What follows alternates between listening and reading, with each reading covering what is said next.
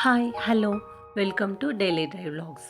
నేను మీకిప్పుడు నెయ్యి తయారు చేయడం ఎలా అనేది టిప్స్ తోటి చెప్తానండి. కొత్తగా ఎవరైతే నెయ్యి తయారు చేయాలి అనుకుంటారో వారి కోసమేనండి. వీడియో లెంత్ ఎక్కువగా ఉండకుండా నేను స్పీడ్ పెట్టాను. చూసి అర్థం చేసుకోండి. ఫస్ట్ పాలు వేడి చేసినప్పుడు పాలపైన మీగడ ఎక్కువగా రావాలి అంటే మూత పెట్టకూడదండి.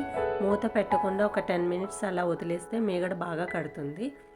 పాలు తోడు పెట్టిన తర్వాత పెరుగైన తర్వాత కూడా మనం ఫ్రిడ్జ్లో పెట్టాలి. మినిమం 2-3 అవర్స్ అయినా పెట్టాలండి. అలా పెట్టినప్పుడు మీగడ అనేది లేయర్స్ లాగా ఫామ్ అవుతుంది. మీగడ ఇట్లా గడ్డలాగా గట్టిగా ఫామ్ అవుతుందండి.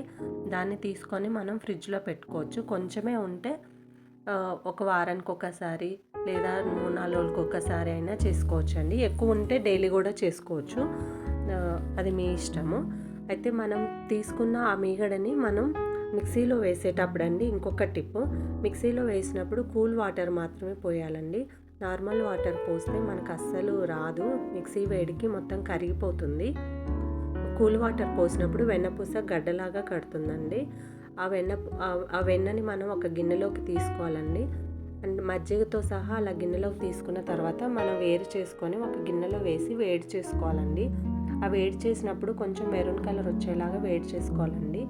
ఇంకొక టిప్ అండి, వేడి చేసేటప్పుడు నెయ్యి పొంగిపోకుండా ఒక స్పూన్ కానీ గరిటె కానీ అందులో ఉంచితే నెయ్యి పొంగదండి.